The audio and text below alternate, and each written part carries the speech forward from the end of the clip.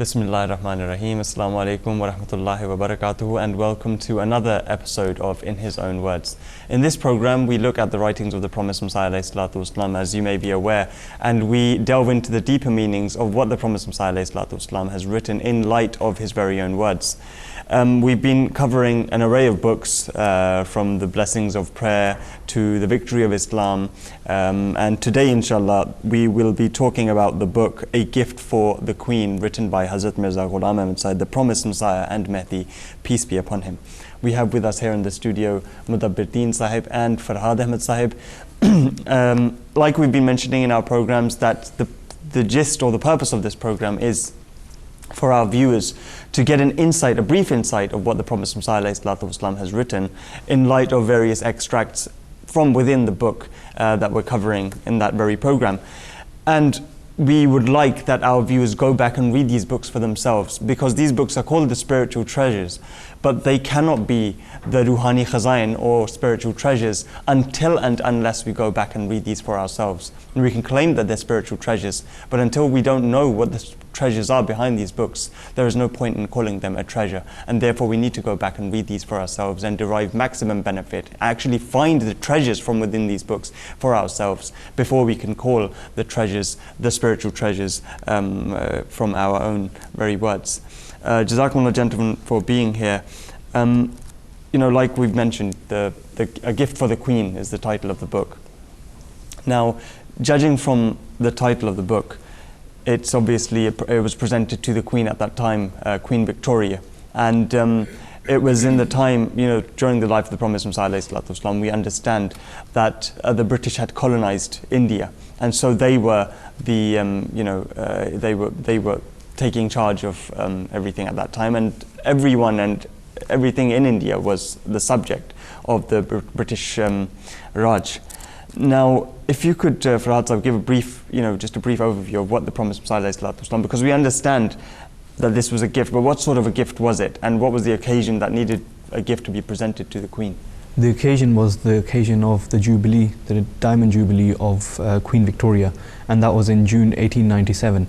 And with regards to that, obviously all the subjects of the Queen and the British government, they were all sending gifts to the Queen to celebrate the Diamond Jubilee and to congratulate her. The Promised Messiah ﷺ, being vouchsafed by God and being sent by God Almighty, also sent a gift, but that was a very unique gift and very different gift, in the sense that the Promised Messiah ﷺ gave her the guidance of God Almighty, and that was in the shape of this book, A Gift for the Queen. And we find that in this book, the Promised Messiah ﷺ has told her such beautiful teachings of the Holy Quran, that if she implemented those and followed those, it would have been a source of establishing community, it would have been the source of establishing community cohesion and a peaceful society, where different nations from different places could live in one singular society with peace, while respecting each other's faiths and religions, and it would have avoided all disorder. And the Promised Messiah ﷺ has highlighted the true Islamic teachings in this, and the Promised Messiah ﷺ has also highlighted that we are loyal subjects to the Queen, and the Promised Messiah ﷺ has also expressed his gratitude to the Queen for establishing a society where religion is free, and you are free to promote your own faith, and you're free to have dialogue between religions. And the Promised Messiah ﷺ has encouraged this dialogue and has said that the government should organize an event where different faiths come together and they express the beauties of their own religions. And while doing that, the Promised Messiah ﷺ has highlighted that there will be a much more understanding of each other, and that will lead to a much more peaceful society, which is greatly needed even today. And the beautiful thing about this book is that the guidance that the Promised Messiah ﷺ has given the Queen at that time is very much relevant even today in this society that we're living, because here again, it's a multicultural society, a multicultural society, even more than it was back then. And the guidance is much more relevant today, and that's why we find that the current head of the Ahmadiyya Muslim community, Hazrat Mirza Masroor Ahmad, Allah Ta'ala bin Nasir al-Azim, may Allah be his helper, sent a copy of this very book once again to Queen Elizabeth, our current Queen, highlighting that this is the teaching. If followed, it will create a community where each and every person respects the other person. And the Promised Messiah ﷺ has highlighted the Islamic principles that bring about that, and we'll discuss that during the program. Absolutely, Jazakallah for that very concise introduction. And in fact, it's not just that the Promised Messiah ﷺ, it's not just that religious freedom was capable of being professed at that time, but it was any sort of, it's freedom to express whatever you feel, your beliefs, your understanding about a certain issue. You're free to express that. It wasn't just limited to religion. And even today, maybe not so loudly at that time, but today, 100 plus years onwards, we see that sometimes there are drawbacks, but it is a good thing that everyone is allowed to express in an environment of freedom what they believe to be rightfully, true. And the Ahmadiyya Muslim Jamaat obviously has taken benefit from that. But yes, there are drawbacks, which obviously that's a separate issue about the limits of freedom of expression and where to hurt others' sentiments. But even that has been covered in this book. As you mentioned, this book was written as a gift on the Diamond Jubilee of the Queen. And in the very beginning of the book, Hazrat Masih Maud he presents his felicitations. He congratulates the Queen on the Jubilee. And he actually writes the reason for writing this book. Hazrat Masih Maud states in his own words, "This submission of felicitations is from the person who has appeared in the name of Jesus, the Messiah, to rid the world of diverse innovations in faith. His purpose is to establish truth in the world with peace and tenderness, teach people the way of true love and obedience to their Creator, and make them understand the ways to render true obedience to their ruler, Her Majesty the Queen, whose subjects they are. He is also to instruct mankind in true mutual sympathy and to remove selfish malice and passions among them, and establish pure harmony, unadulterated by hypocrisy, among the good-natured servants of God. This writing is a gift of gratefulness, which is presented as felicitations to Her Majesty, the Empress of India and ruler of England and India. May her honor and title endure, at the gathering commemorating the 60th Jubilee." So Hazrat Masih Maud here has congratulated the Queen on her 60th Jubilee and has presented his congratulations and written the reason for writing this book. So this is a very, and this is the very introduction of the book. This is the very beginning of the book. Hazrat Masih Maud started off. And the Promised Messiah throughout the book highlights the reason for why he's congratulating the Queen and highlights some guidance that the Queen really needs. And the Promised Messiah says and highlights that we pray to God, who has created this earth and raised the heavens and has put the radiant sun and the moon in our service, that may He keep our honored ruler, the Empress of India, safe for a long time. She is bearing different nations of her subjects in her lap of kindness, and millions of people are living in peace because of a single person. So here again the Promised Messiah Islam has highlighted that different nations are living under the same banner and are living in peace, and each nation has the freedom, has full freedom to promote their own point of view and their own religion. And to a prophet of God Almighty, that's a very important issue, that you're able to promote the true teachings of your faith. And the Promised Messiah Islam doesn't just stop to that. The Promised Messiah Islam's ultimate desire is that eventually the Queen and her subjects accept the true guidance of God Almighty, and that is Islam. And that is what we find mentioned again and again throughout the whole book. And that's what we find mentioned here as well, that the Promised Messiah Islam expresses his desire for the Queen and the subjects to accept Islam. The Promised Messiah Islam says that considering that millions, in fact countless good deeds have been performed by such a blessed person, it would not be surprising should the providence of God cause the ultimate good to emanate from her, namely that England may be cleared of the worship of a human being with mercy and peace, and that souls of angels cry out, "O true monotheist, felicitations to you from the heavens just as from the earth." So here again the Promised Messiah Islam through these words has expressed that one day the Queen and the subjects and England should accept the true message of Islam, which is the message of unity, and should move away from the worship of a human being. Absolutely.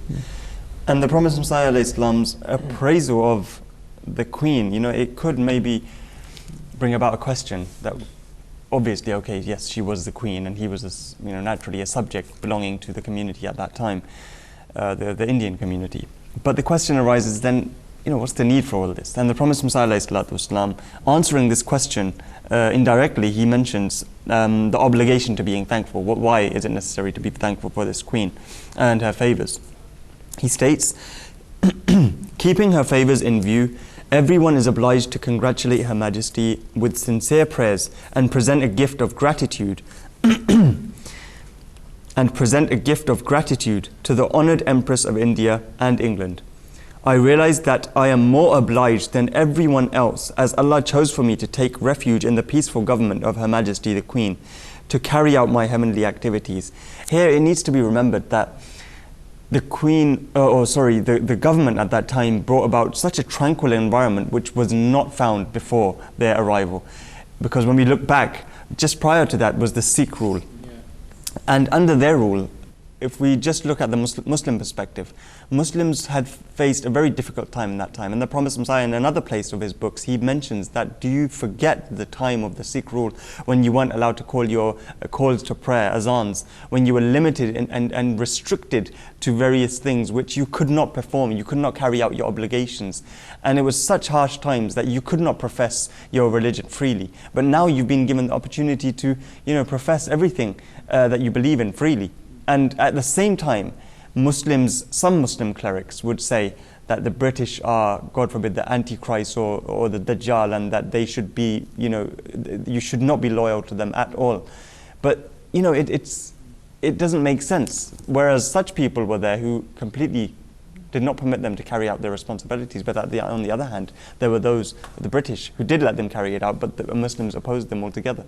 And also the fact that the Promised Messiah, ﷺ, whatever praise he has made is under the guidance of Islamic teachings. Islamic teachings encourage us to praise those who are kind to you. It's the hadith of the Holy Prophet ﷺ that whoever is not kind to people or the creation of Allah, or whoever is not grateful to the creation of Allah, is not grateful to God Almighty. So by being grateful to whatever the creation of God Almighty has done for you, you're, in other words, being grateful to God Almighty.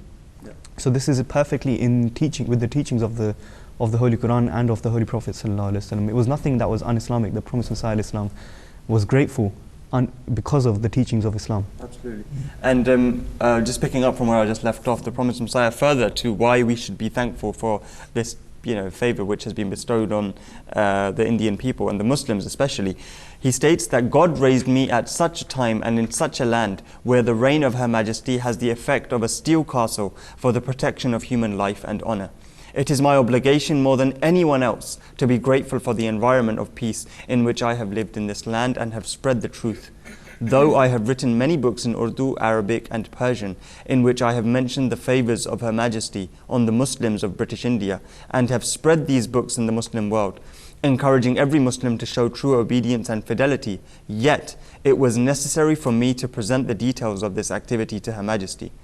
To achieve this purpose, I have gathered the courage to fulfill the desire of my heart today on the occasion of the blessed Jubilee of Her Majesty, the Empress of India, which is a source of great thankfulness and joy for the loyal subjects. So the Promised Messiah, in effect, what he is saying is that he realizes that the biggest responsibility of paying homage to the favor of the British government and the Queen for giving freedom of expression and freedom of practicing their religion, the biggest responsibility of that was upon the Promised Messiah ﷺ, because being an appointed one of God Almighty, obviously the element is always there that God Almighty would have given a means through which he could practice his religion. But we have to realize that this was the means. It's not a coincidence. At times you really feel that the British involvement at that time, this was all done for the Promised Messiah ﷺ's arrival. This was for him to come so that he may be given that freedom,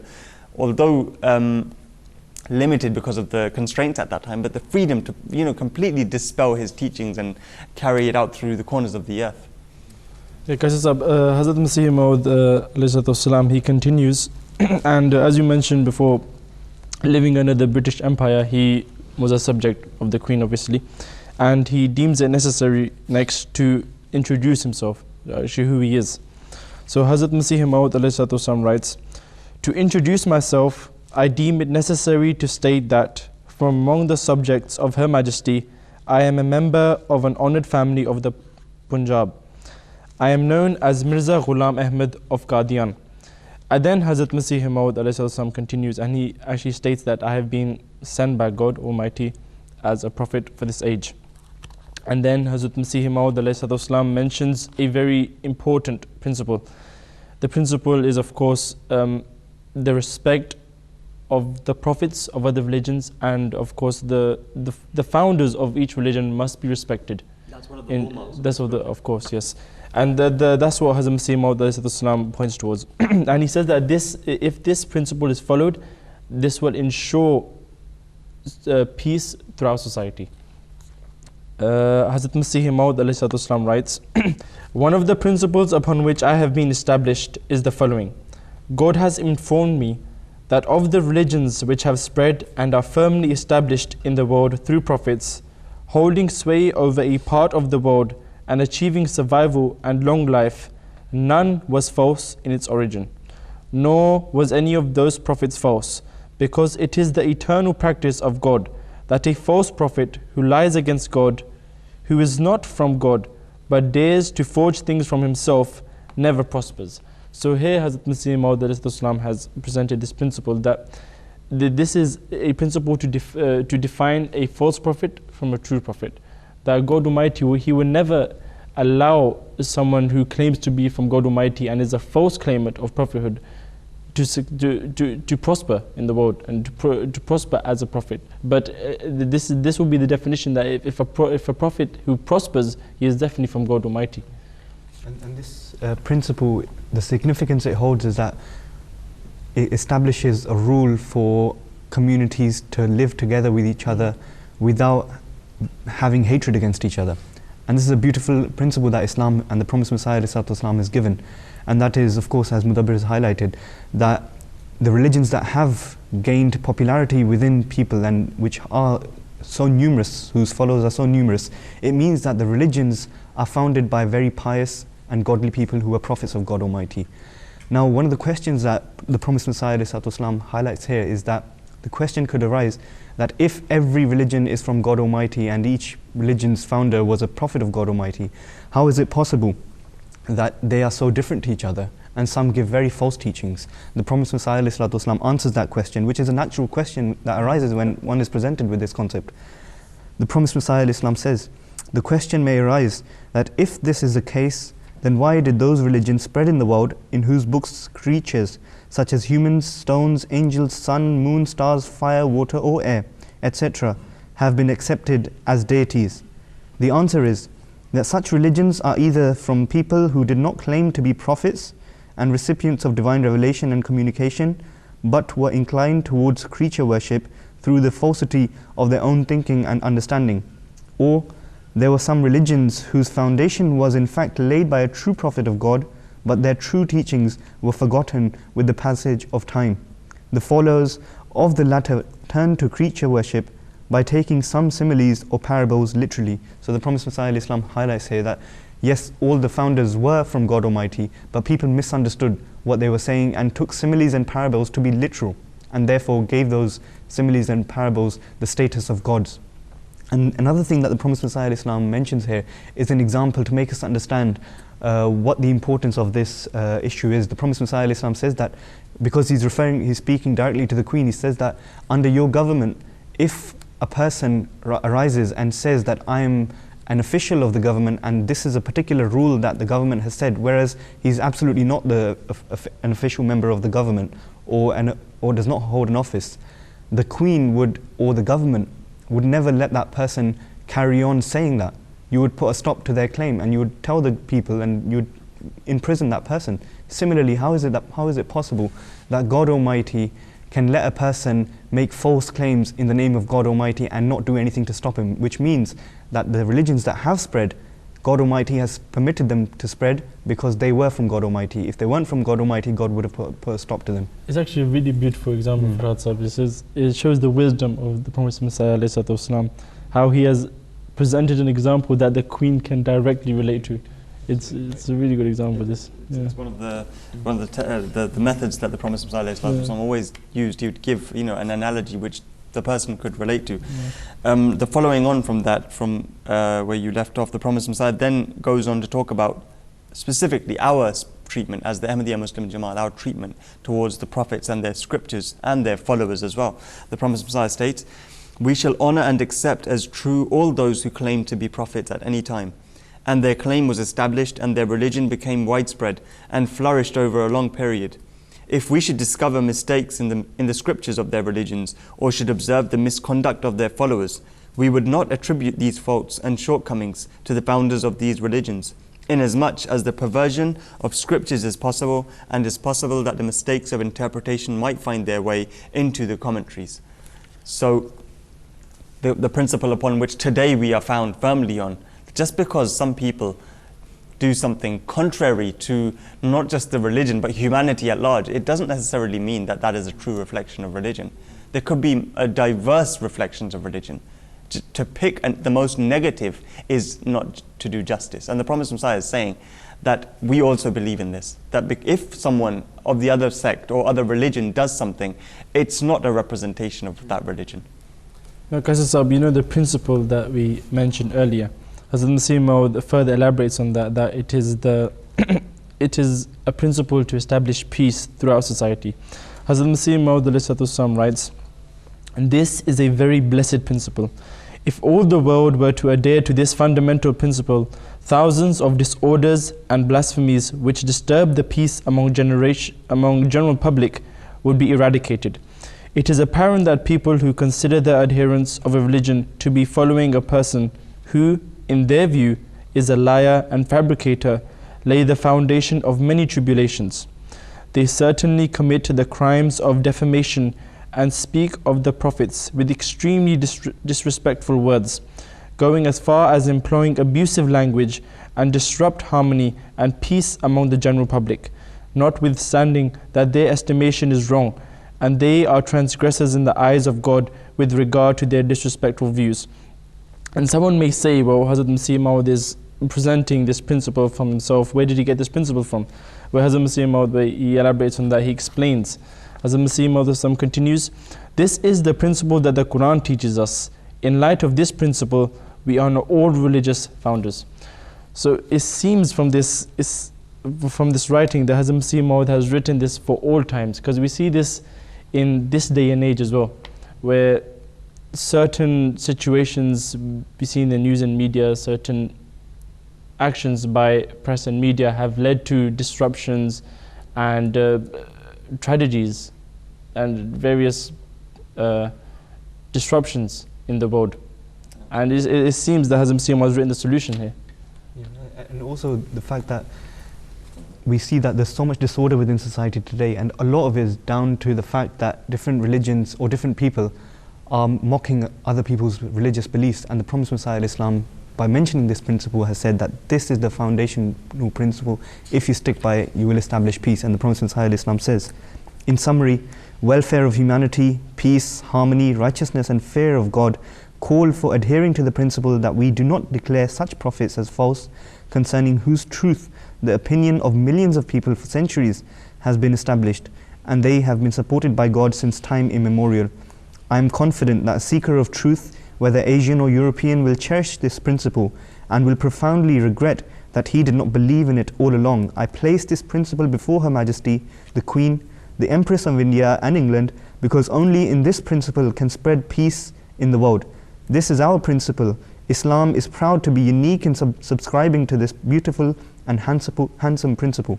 So this is sort of the summary of the first principle, that we should affirm the truthfulness of prophets, instead of trying to completely, ridicule, or not even ridicule, but try to prove false or falsify the prophets.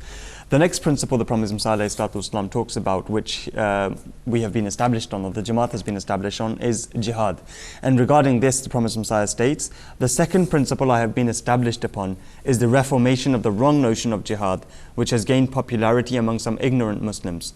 God the Almighty has made me understand that the ways taken as jihad these days are completely against the teachings of the Quran. No doubt there was an order to take arms in the Holy Quran. It was more reasonable than the wars of Moses, and more acceptable than the wars of Joshua, son of Nun.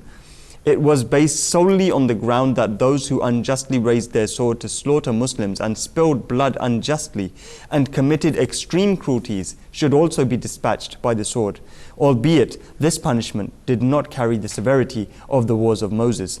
The Promised Messiah states, rather the punishment was waived if an Arab sought protection by accepting Islam or if a non-Arab did the same by paying jizya. This procedure complied with the laws of nature. So the Promised Messiah is drawing an analogy and an analysis, and in different places he's mentioned this as well at great length. But he's saying that the jihad which, if you're trying to practice that jihad, or if you're trying to talk about that jihad which took place in the time of the Holy Prophet ﷺ, then that had conditions. The conditions were placed in the Holy Quran, and the Holy Prophet ﷺ also gave further interpretations of those limitations which he had learnt from God Almighty. And it wasn't so, it wasn't like the wars, or it wasn't similar to the wars of Moses, and it cannot be drawn in comparison with them. Qaasid, we're talking about the misconception of jihad, and Hazrat Masih Maud elaborates on this further. He says, it is not jihad to plan to revolt while living under the equitable rule of a just government, such as the empire of our honoured Queen, Her Majesty, the Empress of India. Rather, it is a thinking replete with incivility and ignorance. To act maliciously towards a government which allows civic freedom and firmly establishes peace and under which religious rights can be fully carried out is a criminal act rather than jihad. Today we see many Muslim countries, we see in the news as well that many countries have overturned their government and they're revolting. So Hazrat Masih Maud explains clearly that this is against Islamic teachings and this is not the right jihad. Hazrat Masih Maud then continues, he states, thus God the Almighty has established me on the principle that a beneficent government, as the British government, is to be sincerely obeyed and be truly appreciated. I and my community abide by this principle. Therefore, to assure compliance, I have written numerous books in Arabic, Persian and Urdu, where I have written in detail that the Muslims of British India live comfortably under this government, as they have the power to propagate their religion freely and carry out their religious obligations without hindrance. As such, how defiant and rebellious it is to entertain in our hearts any thought of jihad with regard to this blessed and peace-giving government. So here Hazrat Masih Maud has praised the British government that one of their amazing qualities is that they allow religious freedom, that anyone is free to practice their own religion. Absolutely, and the Prophet is saying that it's not just, in general, we shouldn't revolt against any government. Rebellion is completely prohibited in Islam. But then if you want to even consider prohibition, just for the sake of argument, why would you want to rebel against a government who's given you rights of freedom? That's what the Promised Messiah in essence is saying. And on that note, we conclude today's program. Inshallah, we'll carry on with this book, the rest of the book of A Gift for the Queen, Tuhfa-e Kaisariya. Until next time, from all of us here, Assalamu alaikum wa rahmatullahi wa barakatuhu.